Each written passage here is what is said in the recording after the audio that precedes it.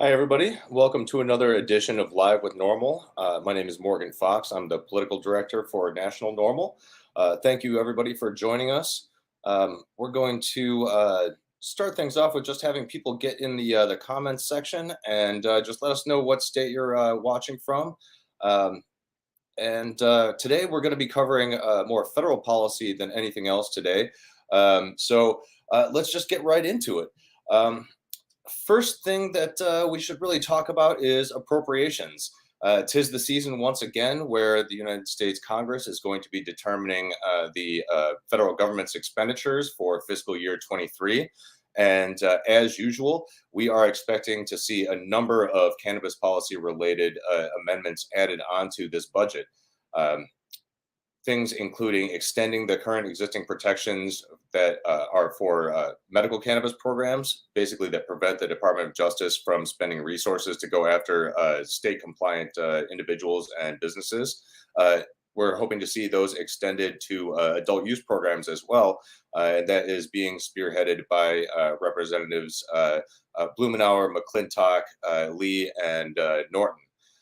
We're very hopeful that this particular piece will be included in the next appropriations package, particularly since it was approved by the House last year or last time around, but unfortunately it did not make it through the Senate into the final package. But there's significantly more momentum today than there was last year, so we're very confident that that will be able to go through. We expect to see a number of other amendments offered as well, including allowing doctors in the VA program to be able to recommend medical cannabis to patients in that system as long as it's legal under the state laws in which they're operating. Um, Making sure that federal employers start to look at their drug testing policies and potentially revise them, particularly when it comes to federal employees that reside in legal states, and a number of research issues and amendments as well, also including things like safe banking, protecting tribal interests, and a number of other pieces. So we have yet to see what the final budget packages are going to look like, and then once that process starts, we expect to see quite a bit of debate. So please stay tuned on that front, and we will keep everybody updated as the budget negotiations progress. Um, One other piece that I think is very important is that part of the Department of Homeland Security budget proposal would basically prevent DHS from using prior admission of cannabis use or a minor possession arrest as a reason to deny people the ability to gain citizenship, particularly if they are already living in this country and are going through the normal citizenship process and live in states where cannabis is legal. This is incredibly important because a simple cannabis arrest or is oftentimes one of the biggest triggers for deportation. And we have also seen that even admission of previous cannabis use will qualify as what DHS considers low moral character, which we all know is complete garbage. So that will be an excellent change if that ends up being in the final budget. But as I said, this is going to be a pretty lengthy process, so please stay tuned.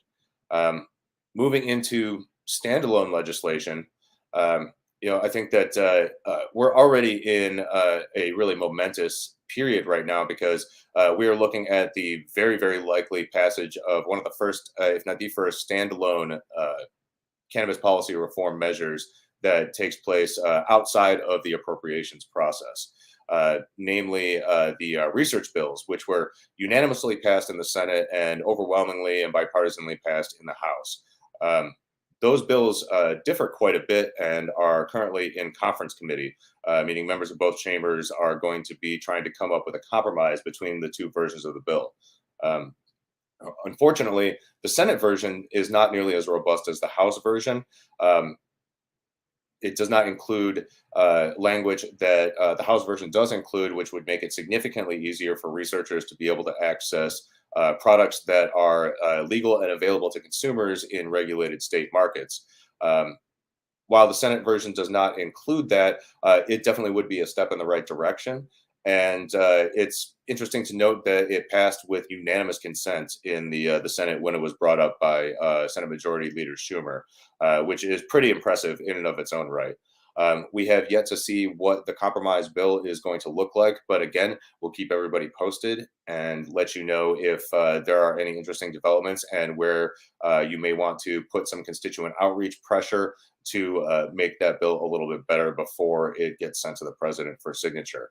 Um, but while that's only a research bill, research is incredibly important. A lot of the opposition to cannabis policy reform, particularly at the state level, is predicated on a supposed lack of research, despite the experiences of 18 states and counting for adult use and 37 medical states, as well as mountains of existing research.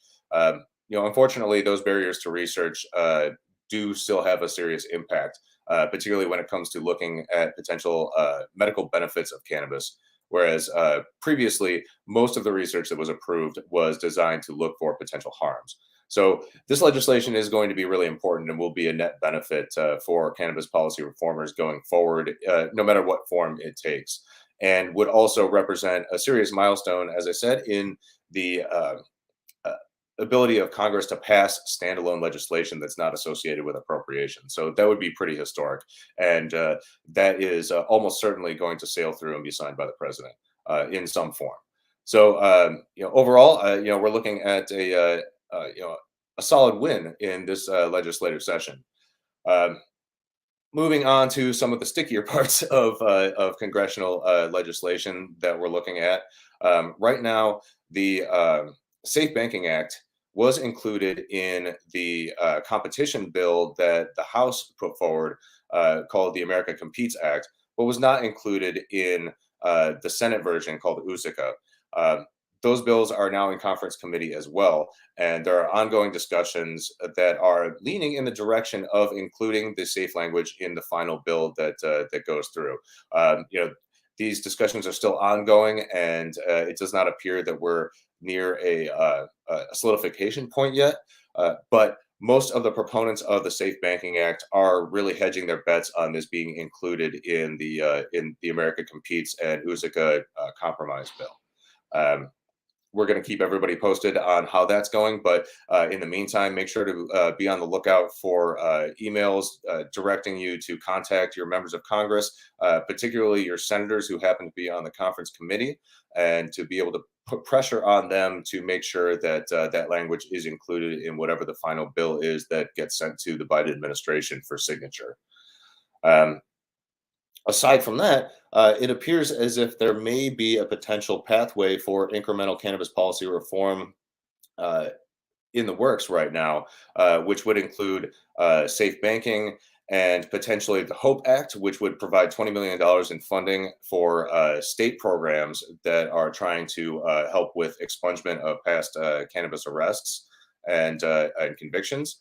Um, there's still these are still very preliminary discussions right now, but this does represent one potential path forward that would combine banking with other more robust social justice and criminal justice reforms, but that wouldn't quite go as far as descheduling legislation, and would allow maybe some lawmakers who are on the fence and aren't quite convinced about the value of ending federal prohibition, but still want to take some steps forward with regard to public safety and things like potentially veterans access or access to small business administration services for smaller businesses within the cannabis industry, and for assisting with state level expungement, which is where the vast majority of arrests happen for cannabis. Again, these are very much in preliminary talks, and it's uncertain exactly how they will progress. But the fact that these conversations are happening, I think, is incredibly important. Whereas just a few months ago, they weren't really on the table at all. And I think this is really indicative of a growing realization that we need to get something passed involving cannabis policy reform this year. We need to push for as much as we possibly can in terms of incremental measures, but we need to not sell ourselves short and hold out just for a comprehensive descheduling bill to happen this year, because unfortunately the votes are simply not there. Speaking on that, we're hearing that the introduction officially of the Cannabis Administration and Opportunity Act, the long-awaited bill sponsored primarily by Senate Majority Leader Schumer and Senators Booker and Wyden, will be dropping in the coming weeks, potentially far before the expected introduction in late August before the recess. This is incredibly good news because once bill is introduced, it will give us a way to actually hold hearings on this issue in the Senate and to start talking about what the possibilities are for getting any form of cannabis policy reform across the finish line this year. It will also help advocates and stakeholders to be able to start working around the details of comprehensive cannabis policy reform in a much more substantive way and start being able to talk about any sort of shortcomings we see in the legislation, as well as the things that we like, start gauging the opinions of various lawmakers on where they stand on the bill in its entirety, as well as individual pieces of it, and be able to start having real conversations that start moving this issue forward and prepare us for a much bigger push in the 118th Congress starting next year.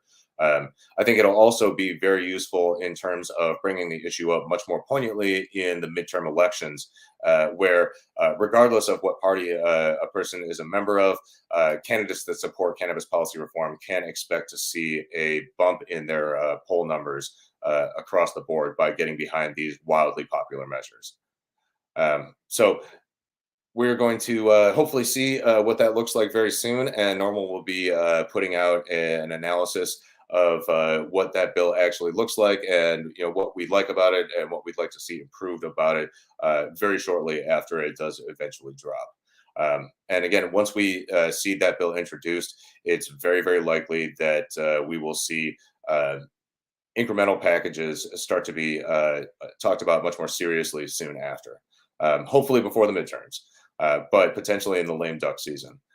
I'm rooting for the midterms, though. That pretty much covers it for any pertinent information at the moment on federal legislation.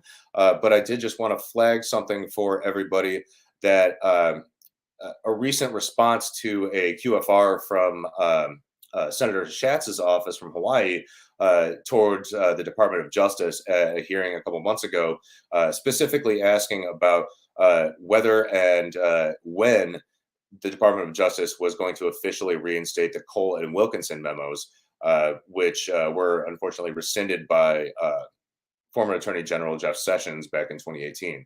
The response was pretty boilerplate in that it reiterated the things that Attorney General Merrick Garland has been saying, since his confirmation hearings and throughout his tenure as the Attorney General, that is a poor use of Department of Justice resources to go after state compliant individuals or businesses or states themselves for regulated cannabis activity.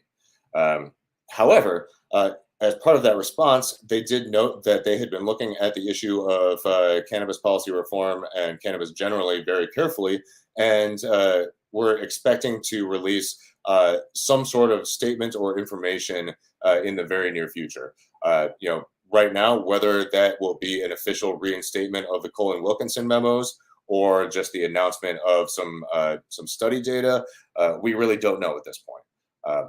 And Department of Justice is notoriously close to the vest when it comes to these sort of things, but we have our feelers out to make sure that we get any information that comes out from them, and we will be sure to let everybody know when and if they do make some sort of an announcement, whether it's about policy or position, anytime in the very near future. But I think that could be a really big sign that the administration itself, as well as federal law enforcement, are starting to move more towards the camp of supporting ending federal cannabis prohibition.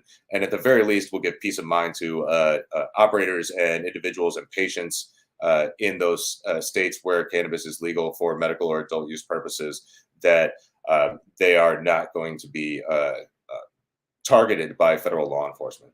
So, we have to wait and see on this, but everybody keep your eyes peeled for announcements on that front. that pretty much covers it.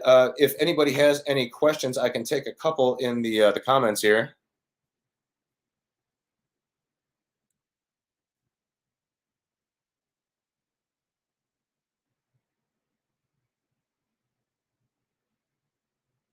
I'm seeing a question about Kentucky, but not seeing exactly what the question is. And if you have questions about individual states, I recommend contacting our state policies manager, Jax James, at jax@normal.org, and you can ask her any questions specifically about your states. Um, Not seeing any other questions popping up. Um, I will give everybody back the rest of their day. Thank you very much for joining us. Remember to check out normal.org for latest announcements on state and federal policy, as well as local issues. And make sure to check out the Learn section of our website to help inform your individual advocacy efforts. Thanks, everybody. Have a good weekend.